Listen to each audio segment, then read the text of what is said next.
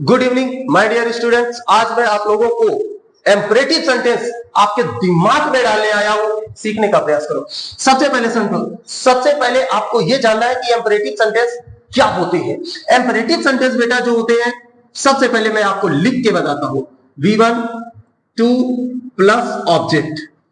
और imperative sentence की पहचान होती है कि सेंटेंस हमारा हमेशा V1 से स्टार्ट होगा। अगर इसमें सब्जेक्ट लग गया तो सेंटेंस हमारा असर्टिव हो जाता है, ये समझिए। उसके बाद में बेटा रिपोर्टिंग वर्ब को जब हम चेंज करते हैं तो इसके स्थान पर क्या क्या लगाते हैं। कॉमा, इन्वर्टेड कॉमा हटेगा तो इसके स्थान पर क्या लगेगा। तो एम्परेटिव सेंटेंस जो होते हैं ये क्या भाव देते हैं समझिए। एम्परेटिव सेंटेंस जो होते हैं वो रिक्वेस्ट करते हैं। एम्परेटिव सेंटेंस जो होते हैं वो फॉरबिड करते हैं। एम्परेटिव सेंटेंस जो होते हैं वो आपको फॉरबिड हो गया, एडवाइस हो गया, ऑर्डर देते हैं। यहां पर बेग भी करते हैं। एम्परेटिव सेंटेंस मतलब इनका बहुत सारा यूज होता है, इनके बहुत सारे सेंस होते हैं, क्लियर। लेकिन ये डिपेंड किस पे करता है भाई, जो बोलने वाला है और जो सुनने वाला है, इस पर डिपेंड करता है इसका भाव किस हिसाब से हम रखेंगे। तो आप समझो कि यहां पर एम्परेटिव सेंटेंस नंबर 2 कि सब्जेक्ट होगा, वर्ब होगा, कॉमा, इन्वर्टेड कॉमा, और उसके बाद में V1 और अदर वर्ड होगा, क्लियर। अब चाहे आपको केवल रिपोर्टिंग वर्ब ऐसे दी जाए, चाहे आपको रिपोर्टिंग वर्ब ऐसे दी जाए, बोलने वाला और जिससे बात कही जा रही है उसके अकॉर्डिंग हमें इनको सबको चेंज करना है। यहां पर आपको लिखा मिलेगा सेड, यह बात आप याद रखें, सेड लिखा मिलेगा। अब कहने वाला सेड है तो मान लो कोई एडवाइस दे रहा है तो आपको लिखना है एडवाइस्ड। रिक्वेस्ट कर रहा है तो आपको लिखना है रिक्वेस्टेड। फॉरबिड कर रहा है तो आपको लिखना है फॉरबिड। ऑर्डर दे रहा है तो आपको लिखना है ऑर्डर्ड। बेग कर रहा है तो आपको लिखना है बेग। इस हिसाब से हमें रिपोर्टिंग वर्ब को चेंज करना होता है।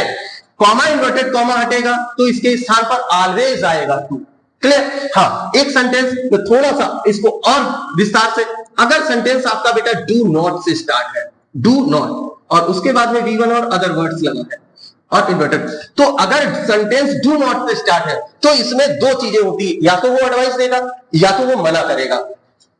अगर आपने यहां पर सब्जेक्ट लगाया बेटा तो फिर अगर यहां पर एडवाइस्ड लिखा है और एक आपने फॉरबिड लिखा है, अगर ऐसा लिखा है तो अगर एडवाइस्ड है तो आपको कॉमा, इन्वर्टेड कॉमा जब हटाओगे तो उसके स्थान पर आपको लगाना पड़ेगा नॉट टू, और फिर V1 और अदर वर्ड्स होंगे, क्लियर। अगर आपने फॉरवर्ड लिखा है तो फिर आपको क्या करना है कि यहां पर आपको केवल और केवल टू लगाना है, समझ गए ना, और फिर आपको V1 और अदर वर्ड्स लगा देना।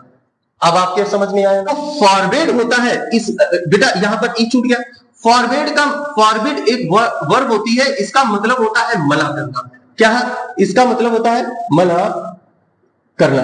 जब मना ही कर दिया गया है तो फिर यहां पर फॉरवर्ड भी लगाया और नॉट भी लगा दिया तो फिर दो नेगेटिव वर्ड्स एक सेंटेंस में नहीं आते, ये भी आप याद रखो।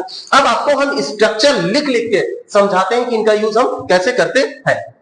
अब देखो बेटा, ये आपके सामने कुछ सेंटेंसेस लिखे हैं, इनसे आपका सारा कंफ्यूजन दूर हो जाएगा। लिखा है he said work hard for the exam. अब आपने जैसे किसी ने कहा कि भाई आपसे बोला कि कठिन परिश्रम करो, पेपर आने वाले हैं, तो अब आपको यहां पर क्या दिया जा रहा है, जैसे यहां पर आपने देखा ही, अब बोलो वो एडवाइस दे रहा है, रिक्वेस्ट कर रहा है, मना कर रहा है, ऑर्डर दे रहा है, ऐसा क्या है। तो भाई अगर आपको कोई अच्छी सलाह दे रहा मतलब एडवाइस दे रहा, तो आपने यहां को बनाना है ना, तो लिखा ही एडवाइज्ड, अब कॉमा इन्वर्टेड इस कॉमा के साथ पर लगेगा क्या, टू का यूज करेंगे। तो he advise to work hard for exams. बोलो ये बात आपके समझ में आई कि इसको हमने पढ़ा, कहने वाला क्या कह रहा है उस हिसाब से हमने रिपोर्टिंग वर्ब को चेंज कर दिया, ठीक है। अगला सेंटेंस है the teacher said to the students do not make a noise. अब टीचर है, एडवाइस देगा, ऑर्डर देगा, फॉरवर्ड करेगा, या भाई टीचर है क्लास में बच्चों से कह रहा है शोर मत करो, मतलब ऑर्डर दे रहा है। तो आपने यहां पे क्या लिखा, द टीचर। अब आप यहां पर दो चीजें लगा सकते हो, कौन कौन सी, ऑर्डर्ड और फॉरबिड। मना भी कर रहे हैं और ऑर्डर भी दे रहे हैं। तो अब आपने आगे लगाया क्या, द स्टूडेंट्स, द स्टूडेंट्स। अब इसके स्थान पर लगाओ टू, ठीक नहीं। अब थोड़ा सा और समझो, अगर आपने ऑर्डर लगाया है तो यहां पर बेटा आपको लगाना है क्या, नॉट टू। अगर आपने फॉरवर्ड लगाया है तो आपको केवल लगाना है टू। इस बात को आपको जरूर समझना चाहिए। अब फिर क्या है, मेक अ नॉइस। बोलो ये बात समझ में आई। इसके बाद में फादर, अब पिताजी हैं, मना कर रहे हैं, तो यहां पर भी क्या है भाई, फादर एडवाइज्ड या फॉरबिड। एडवाइस भी है कि भाई धूप में मत खेलो, ये एक सलाह भी है, और पिताजी मना भी कर रहे हैं। तो आपको क्या करना है, father advised me not to play in the sun, और फॉरवर्ड कर रहे हैं तो me to play in the sun. आपको केवल बेटा ये समझना है कि कहने वाला कौन है और क्या भाव इस सेंटेंस का निकल कर आ रहा है। इस हिसाब से हम अपनी रिपोर्टिंग वर्ब्स को चेंज करते हैं। इसके बाद में अगला सेंटेंस है कि लेट मी गो हो, मुझे घर जाने दो। तो उसने अपने टीचर से कहा मुझे घर जाने दो, तो भाई रिक्वेस्ट ही कर रहा है, तो ही रिक्वेस्टेड हिज टीचर। अब लगाया क्या, टू, और लेट मी है कौन, ही है, तो ही का ऑब्जेक्टिव केस ले आओ यहां पर, तो लगेगा क्या, हिम, गो होम। बोलो समझ में आया ना। अच्छा, स्टूडेंट ने टीचर से कहा मार्क मी प्रेजेंट, मेरी प्रेजेंट लगा दो, तो आप इसको कैसे बनाओगे, द स्टूडेंट। अब भाई जो टीचर से कहेगा, रिक्वेस्ट करेगा, जिस सेंटेंस में प्लीज आ जाए, काइंडली आ जाए, सर आ जाए या मैम आ जाए, ऐसे वर्ड्स को हटा देते हैं और रिपोर्टिंग वर्ब को हम रिक्वेस्टेड में चेंज कर देते हैं। तो the student requested his teacher. अब यहां पे क्या लगेगा, टू, और फिर लगाया मार्क मी कौन है, स्टूडेंट है, तो हिम लगाओ, ज्यादा अच्छा है, वैसे हर का भी यूज कर सकते हो आप, तो मार्क हिम प्रेजेंट। बोलो समझ में आया ना।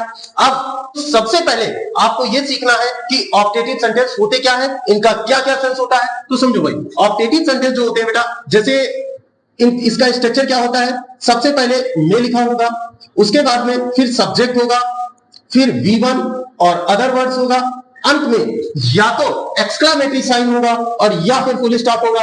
अगर क्वेश्चन मार्क लगा दिया तो इसका सेंस जो होता है वो चेंज होकर के इंट्रोगेटिव, फर्स्ट टाइप में वाला सेंटेंस फर्स्ट टाइप इंट्रोगेटिव बन जाएगा। तो आप अगर राइटिंग भी कर रहे हो तो इसके अंत में जब ऑप्टेटिव सेंटेंस लिखो तो क्वेश्चन मार्क आपको नहीं लगाना है। इसके बाद में ये जो में होता है, इसका जब आप हिंदी निकालोगे तो हिंदी होगा भगवान करे।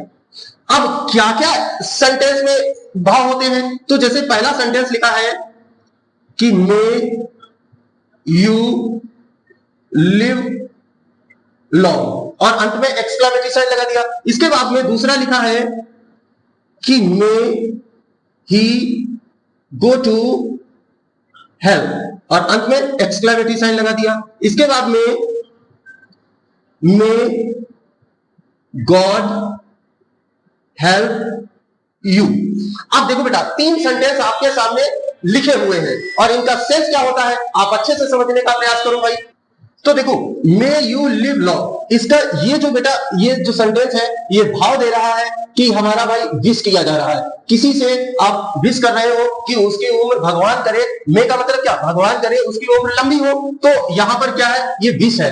आप इसको ब्लेस भी कह सकते हो, ब्लेस, या तो ये विश किया जा रहा है या तो ये ब्लेस किया जा रहा है। इसके बाद में मे ही गो टू हेल, भगवान करे वह नर्क में जाए, तो नर्क में जाए या गो टू हेल का मतलब भाड़ में जाए भी होता है, तो इसका मतलब ये क्या किया जा रहा है, कर्ज किया जा रहा है। अब इसके बाद में मे गॉड हेल्प यू, भगवान तुम्हारी जो है रक्षा करे, तो रक्षा करे इसका मतलब बेटा ये ईश्वर से प्रार्थना किया जा रहा है कि भाई प्रे किया जा रहा है। क्यों, क्योंकि इसका सब्जेक्ट जो है गॉड है, तो इसका मतलब ये प्रे किया जा रहा है। क्लियर, तो हमारे जो ऑब्जेक्टिव सेंटेंस होते हैं इनका सेंस होता है या तो विश होगा या ब्लेस होगा, कर्स होगा या प्रे होगा, इतना आप समझ गए। अब इनका हमें बनाना है नरेशन, तो नरेशन में इनका यूज कैसे करें, तो यहां पर बस आपको क्या करना है, लिख दिया he said to me, comma inverted comma, और यहां पर इन्वर्टेड कॉमा क्लोज। अब इसका पैसिव बनाना है, सॉरी इसका हमें नरेशन करना, इसे हमें डायरेक्ट से इनडायरेक्ट में स्पीच में चेंज करना है। तो अब हमें इस रिपोर्टिंग वर्ब को, इसका सेंस क्या है, विश है, तो हमने इस रिपोर्टिंग वर्ब को चेंज हमें किसमें करना है, विश में, विश्ड।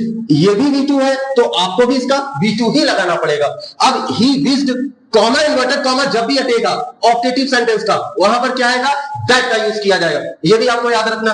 तो ही विश्ड और आपने लगाया क्या, दैट। अब एक बात और है, आप याद रखिए बेटा, ये मी जो है आया है, इसको आपको नहीं लिखना है ऑब्जेक्टिव सेंटेंस बनाते समय। क्यों नहीं लिखना, क्योंकि केवल और केवल आपको इस यू को चेंज करके मी से चेंज किया, यहां पे आया क्या, आया, बस केवल ही विश्ड, उसने विश किया कि यू मे लिव लॉन्ग, और मी को चेंज किया तो आए।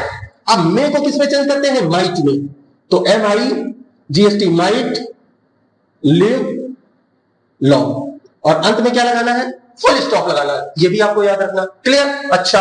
अब अगला सेंटेंस ये है, तो आपने यहां पे लिखा जैसे द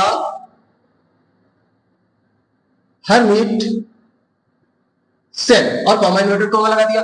तो हर्मिट मतलब साधु संत सन्यासी जो भी है, उन्होंने कहा, किसी को श्राप दे दिया कि भाई भगवान करे कि तुम नरक में जाओ, किसी सीधे सच्चे इंसान को परेशान किया। तो अब आपको यहां पे लिखना है द हर्मिट कर्स्ड। अब ही है, अब यहां पे पहले लगाओ आप दैट, अब ही चेंज आपका नहीं होगा, तो आपने यहां पर ही लिख दिया, मेटा माइट कर दिया, माइट, अब फिर लिख दो गो टू हेल्प और फुल स्टॉप लगा दो। बोलो ये भी बात आपके समझ में आई। ऐसे ही यहां पर कि भाई he said comma inverted comma, he said उसने कहा भगवान तुम्हारी रक्षा करे, तो ही प्रेड। अब देखो बेटा यहां पर भी सेड का V2 था, तो हमने यहां पर भी V2 किया, यहां पर भी V2 है, तो इसे भी हमें V2 पे चेंज करना है। तो he prayed that God might help. अब यहां पर आप मान लो कि यहां पर मी लिखा है, क्लियर, यहां पर मान लो आप हिम लिखा है, यहां पर मान लो कुछ भी मान लो, फर्स्ट पर्सन का या थर्ड पर्सन का कोई भी ऑब्जेक्ट आप मान लो, तो he prayed that God might help, और यू है तो मी है, तो यहां पर अगर मी माना है तो यहां पर आपको मी लिख देना है, यहां पर हिम माना है तो आपको यहां पर हिम लिख देना है। बोलो ये बात आपके समझ में आई। तो ये बेटा होते हैं आपके ऑब्जेक्टिव सेंटेंस, इनसे क्वेश्चन जरूर आपके एग्जाम्स में पूछे जाते हैं। क्लियर, तो ये आपके समझ में आया। वीडियो अच्छा लगा तो रन लाइक करो भाई, चैनल को सब्सक्राइब करो, अपने एक फ्रेंड के पास इसको शेयर करना बिल्कुल मत भूलना। क्लियर, तो फिर मिलते हैं अगले किसी ऐसे ही धाकड़ वीडियो में कोई अच्छा कॉन्सेप्ट लेकर के आप लोगों के लिए। तो ये वीडियो देखने के लिए आप लोगों का तहे दिल से बहुत बहुत धन्यवाद।